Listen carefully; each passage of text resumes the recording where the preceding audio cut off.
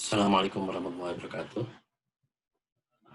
Rekan-rekan mahasiswa, kita bertemu kembali dalam uh, mata kuliah pengantar hukum Indonesia. Dan pada kesempatan ini kita akan mendiskusikan tentang politik hukum. Tema ini sangat menarik karena tema ini akan mendiskusikan hal-hal terkait dengan bagaimana hubungan hukum dengan politik. Kita mungkin sebagai masyarakat, kita sebagai pembelajar, kita sebagai pengamat, mungkin sering merasakan bahwasannya hukum yang ada ini terkesan tidak adil. Hukum yang ada terkesan pro penguasa. Hukum yang ada terkesan pro kaum elit, dan lain sebagainya. Nah, hal-hal semacam ini akan bisa kita jelaskan, akan bisa kita pahami dengan mempelajari politik hukum. Dalam diskusi kita kali ini, kita akan mencoba melihat bagaimana sebenarnya hubungan antara politik dengan hukum itu. Hubungan antara politik dengan hukum itu sering diistilahkan sebagai politik hukum. Istilah yang sering digunakan dalam studi ilmu hukum adalah politik hukum. Kalau kita mencoba memahami arti politik hukum itu, kita bisa pahami secara semantik, kita bisa pahami secara bahasa. Jadi kata politik hukum itu terdiri dari dua kata, politik dan hukum. Kalau politik itu menurut Profesor Miriam Budiarjo, itu kegiatan dalam suatu sistem politik yang menyangkut proses menentukan tujuan dari sistem politik dan melaksanakan tujuan-tujuan itu. Jadi politik itu adalah kegiatan-kegiatan untuk mencapai tujuan. Kalau politik kenegaraan berarti ya kegiatan-kegiatan kenegaraan untuk mencapai tujuan negara. Sedangkan hukum sendiri itu adalah seperangkat aturan tentang perilaku manusia, baik dalam bentuk peraturan perundang-undangan maupun keputusan hakim. Ya, hukum itu sendiri sebenarnya memiliki beragam makna gitu ya. Salah satunya yang saya coba rujuk di sini adalah pemaknaan yang disampaikan oleh Plato terkait dengan hukum. Jadi menurut dia hukum itu merupakan tatanan terbaik untuk menangani dunia fenomenon yang penuh ketidakadilan. Jadi hukum itu hadir sebenarnya untuk mewujudkan keadilan di dalam dunia yang penuh ketidakadilan. Yang kedua, agar hukum dapat bekerja dengan baik dalam mengembalikan keadilan, maka hukum harus ditulis, harus dikodifikasi, dan dihimpun dalam kitab supaya tidak muncul kacauan. Jadi ini menjadi akar dari positivisme hukum. Kemudian setiap undang-undang harus dahulu dengan penjelasan tentang motif dan tujuan agar dapat dipahami oleh masyarakat. Jadi agar hukum itu bisa mewujudkan keadilan, maka hukum itu harus disertai, hukum yang ada dan diberlakukan harus disertai dengan penjelasan apa tujuan dari pengaturan itu. Kenapa sih orang harus bayar pajak? Kenapa hukum menyatakan warga negara yang telah memenuhi syarat harus membayar pajak? Itu harus hukum tentang kewajiban bayar pajak harus disertai dengan penjelasan. Kalau tidak disertai dengan penjelasan, nanti orang tidak akan mau patuh. Gitu. Kenapa Undang-Undang Lalu Lintas mewajibkan pengendara motor pakai helm? Nah, itu harus dijelaskan. Apa motifnya dan tujuannya. Tugas hukum adalah membimbing warga. Dan setiap tindakan pelanggaran hukum harus diberi sanksi meskipun tidak dimaksudkan untuk balas dendam. Jadi itu arti secara bahasa politik dan hukum. Ketika politik hukum itu dimaknai sebagai satu kesatuan sebagai satu istilah, maka politik hukum itu bisa dimaknai sebagai arah kebijakan hukum yang akan atau telah dilaksanakan secara nasional oleh pemerintah. Menurut Mahfud MD. Atau di sisi lain politik hukum itu adalah kemauan atau kehendak negara terhadap hukum. Jadi apa namanya, eh, politik hukum itu diartikan sebagai negara ini mau mau ngapain eh, dalam proses membangun sistem hukum. Apakah hukum akan dijadikan instrumen untuk menopang kekuasaan, ataukah hukum akan dijadikan sebagai instrumen untuk menciptakan ketertiban, instrumen untuk mencapai tujuan negara dan sebagainya. Itu politik hukum, pemaknaan dari politik hukum. Kenapa politik hukum itu penting? Pertanyaan ini apa namanya sangat menarik untuk didiskusikan. Kan politik itu sering diartikan sebagai kotor dan hukum itu diartikan sebagai instrumen untuk mengatur. Ya kenapa apa namanya politik dan hukum harus disatukan? Kenapa harus ada istilah politik hukum dan kenapa politik hukum itu penting? Nah, politik hukum itu penting karena setiap produk hukum pada dasarnya merupakan keputusan politik dari lembaga-lembaga yang diberikan otoritas untuk membentuk hukum. Jadi produk hukum itu merupakan produk dari proses politik, proses pengambilan keputusan, proses kalau kita pakai istilah apa namanya pendefinisian dari Prof. William Budiarjo itu adalah produk hukum sebenarnya produk dari sebuah proses politik berupa pengambilan keputusan yang dilakukan untuk mencapai tujuan tertentu, dalam ini tujuan negara. Jadi setiap produk hukum itu pasti merupakan produk politik, produk keputusan politik dari lembaga-lembaga yang diberikan otoritas untuk membentuk hukum. Kalau dalam sistem negara demokrasi ya itu proses keputusan politiknya itu dilakukan oleh lembaga perwakilan atau parlemen gitu ya.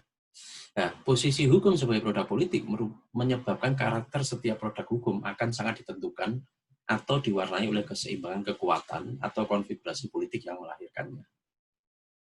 Nah, jadi karena dia merupakan produk dari keputusan politik, maka apa namanya konteks atau latar belakang situasi, baik itu apa namanya konfigurasi kekuatan politik antar pihak yang ada di lembaga-lembaga yang diberi otoritas untuk membentuk hukum itu pasti akan mempengaruhi karakter dari produk hukum itu. Sederhananya, kalau lembaga yang diberikan otoritas untuk membentuk hukum itu adalah lembaga DPR, anggota DPR itu dipilih melalui pemilu, maka partai politik pemenang pemilu yang anggota legislatifnya mendominasi kursi di parlemen itu berpeluang untuk memenangkan gagasan-gagasannya dalam proses pembuatan produk hukum. Jadi sederhananya semacam itu. Tentunya ini berbeda konteksnya kalau kita bicara hukum Tuhan ya, hukum Tuhan. Kalau hukum Tuhan seperti Al-Quran, Injil dan lain sebagainya itu terlepas dari tidak ada kita bisa bicara politik hukum. Meskipun sebenarnya di dalam Quran pun itu kita bisa temukan hukum tentang sesuatu itu tidak diterapkan secara serta-merta tapi berproses. Dan proses itu sebenarnya dipengaruhi oleh konteks, oleh latar belakang situasi. Bicara hukum tentang Homer, tentang minuman keras, itu norma yang pertama muncul itu bukan langsung larangan, tetapi perintah untuk menjauhi. Karena minuman keras itu bisa mempengaruhi pikiran kita menjadi tidak sehat. Nah, baru berikutnya sampai ke tahap larangan. Jadi selalu ada konteks. Nah, konteks ini kalau dalam hukum ardi gitu ya, hukum manusia itu disebut politik hukum. Nah, kalau kita bicara bagaimana hubungan antara hukum dengan politik, Ini Prof. Mahfud MD yang disertasinya menjelaskan tentang politik hukum di Indonesia, itu ada ada dua sebenarnya. Yang pertama, hukum yang determinan atas politik. Jadi politik harus tunduk pada aturan hukum, sehingga permainan politik apapun bentuknya harus tunduk pada aturan hukum. Jadi hubungan antara hukum dengan politik itu jenisnya yang pertama adalah hukum yang determinan, hukum yang lebih dominan. Dan yang kedua, ini politik yang determinan atas hukum. Jadi ini kalau dilihat realitasnya ya, realitasnya. Jadi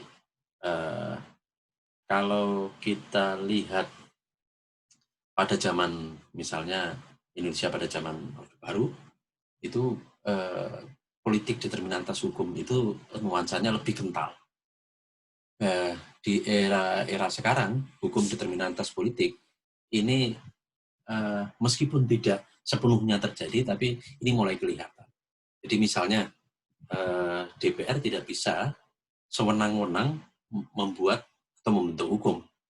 Kenapa? Karena produk hukum DPR itu bisa di undang-undang yang disahkan, yang ditetapkan oleh DPR itu bisa diuji di Mahkamah Konstitusi. Jadi kalau situasi sekarang itu hukum determinan atas politik meskipun tidak sepenuhnya gitu ya. Nah, tapi ini berbeda dengan zaman Orde Baru, itu benar-benar politik determinan atas hukum. Nah, hukum dan politik terjalin hubungan yang independen atau saling tergantung, di mana keduanya dianggap sebagai subsistem yang punya kedudukan kekuatan seimbang. Hukumnya adalah hukum tanpa kekuasaan politik akan lumpuh, politik tanpa hukum akan menimbulkan kezaliman dan kesewenang-wenangan. Jadi memang ketika kita bicara politik hukum itu dalam konteks hubungan antara politik dengan hukum, memang tidak bisa saling melepaskan. Orang hukum tidak bisa melepaskan diri dari politik. Karena tanpa politik, hukum itu tidak bisa ditegakkan. Tanpa politik, hukum itu tidak bisa dijalankan. Karena hukum membutuhkan instrumen politik untuk menjadikan hukum itu bisa berjalan. Nah, politik tanpa hukum itu sama aja. Nanti yang ada adalah pertarungan homo homini lupus. Nah, kalau kita lihat perkembangannya, itu kalau kita bicara dinamika relasi politik dan hukum, ini sebenarnya hampir sama dengan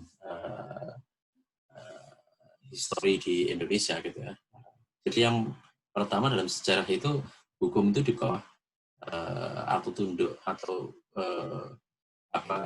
politik itu determinan terhadap hukum. Politik di sini malah justru politik personal gitu ya, penguasa. Dan ini muncul sejak era Yunani kuno. Gitu ya. Jadi kelompok filosof Ionia itu dulu pernah menteoritisasi hukum sebagai tatanan kekuatan. Jadi siapa yang kuat dia yang menang. Dan itu biasanya